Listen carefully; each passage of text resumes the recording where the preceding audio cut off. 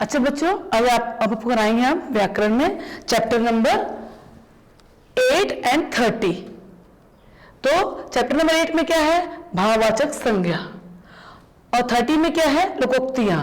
तो पहले बताते हैं भाववाचक संज्ञा क्या होता है।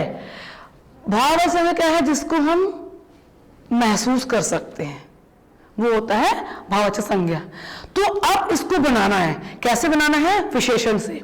भाववाचक संज्ञा बनाना है विशेषण शब्दों से केवल निर्माण करना है, ठीक है ना। जैसे अमीरी, गरीबी, बुढ़ापा, ये भाववाचक संज्ञा है जिसको हम महसूस कर सकते हैं, ठीक है ना। तो इसको हमको बनाना है विशेषण शब्दों से। पहला वाला है आस्तिक। जो पूजा करता है वो आस्तिक होता है, उसका क्या बन गया? भाववाचक संज्ञा बन गया आस्तिकता। ये बनाना है हमको विशेषण शब्दों से। ये जो आस्तिक शब्द है ये तो है विशेषण कि जो पूजा करता है वो आस्तिक होता है, उसको बनाना है हमको भाववाचक संज्ञा आस्तिक, आस्तिकता। अजर, अजरता। असहाय, असहायता। आलसी, आलस्य। आलसी क्या है? ये तो विशेषण है। विशेषण क्या होते हैं? जो हमको संज्ञा शब्दों की विशेषता बतलाते हैं, तो हमको विशेषण से बनाने हैं भाववाचक संज्ञा। तो आलसी, आलस्य। अमर, अमरता। कमजोर, जो बहुत कमजोर होता है, ये विशेषण है, उसकी भाववाचक संज्ञा बन गई संज्ञा कमजोरी। कायर, कायरता। कुलीन, कुलीनता। खारा, खारापन। गहरा, गहराई। उसके बाद है गरीब, गरीबी। गंभीर, गंभीरता। गवार, गवारूपन। अधिक, अधिकता। अनुकूल, अनुकूलता। तो हमको विशेषण शब्दों से बनाने हैं भाववाचक संज्ञा। तो ये जैसे अपन बोलते हैं बहुत होशियार है, तो होशियार क्या विशेषण है, उसका क्या बनाना है हमको? भाववाचक। होशियार, होशियारी। होशियारी इसका क्या बन गया? भाववाचक संज्ञा।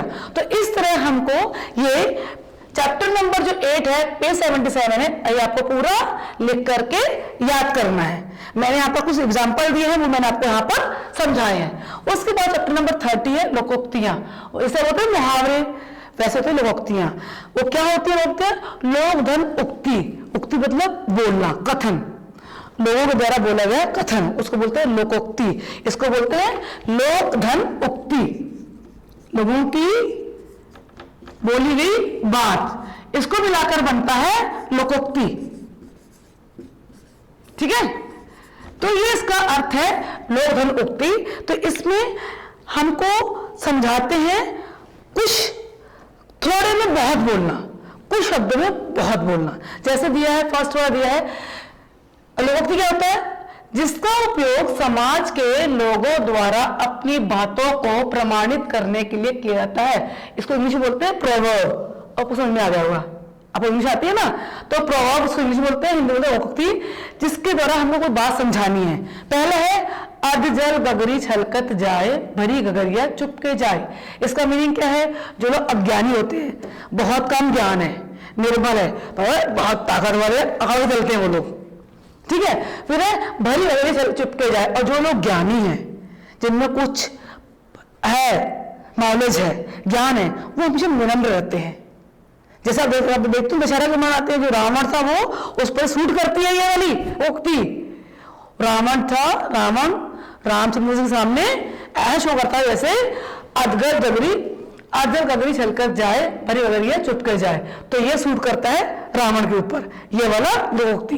तो जो लोग विनम्र होते हैं उनके में बहुत ज्ञान होता है, जिनमें ज्ञान होता है वो लोग अकड़ूपन में रहते हैं। ये इसका मीनिंग ये है। आगे कुआं पीछे खाई, दो तरफ मुसीबत।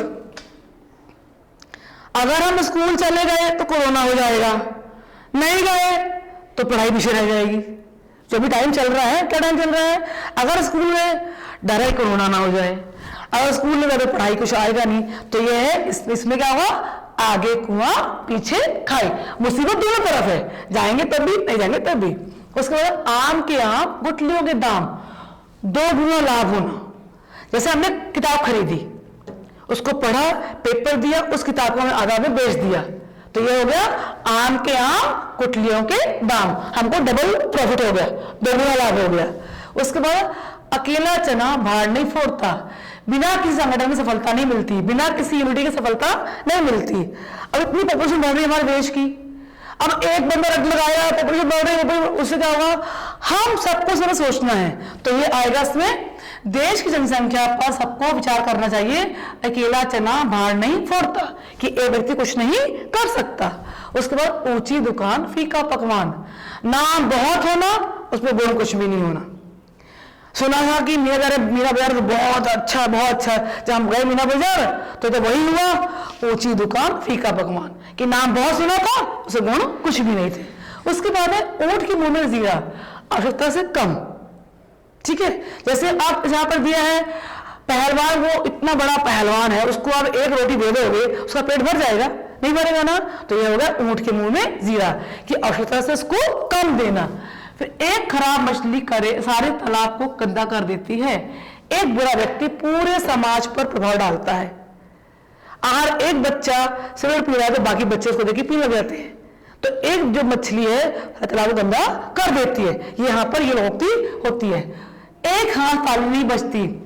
झगड़ा कभी एक झगड़ा करना है, हम अगर झगड़ा करेंगे, अब आगे वाला करते हुए झगड़ा हुआ ना तो झगड़ा एक व्यक्ति नहीं करता, मुझे ताली दोनों हाथ से बचती है। राम कभी अकेला लड़ सकता, क्योंकि आगे वाला भी लड़ने वाला होना चाहिए ना।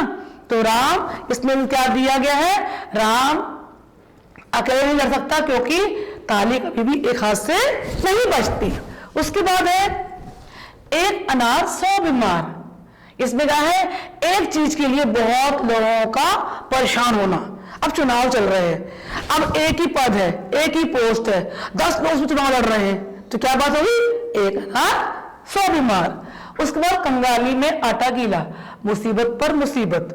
ठीक है, जैसे राम ने कर्ज लिया, उसने सारे डॉक्यूमेंट्स पूरे किए, गवर्नमेंट के पास से सारा कुछ कर्ज लिया, उसका वो जो कर्ज पैसे लेकर आया बैंक से, वो पैसे तो दोस्त ले गया।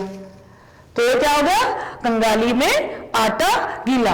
तो अवभाववाचक संज्ञा लोकोक्ति ये लिख करके याद करनी है। पेज नंबर 224 पर है लोकोक्ति और पेज नंबर 71 पर है भाववाचक संज्ञा।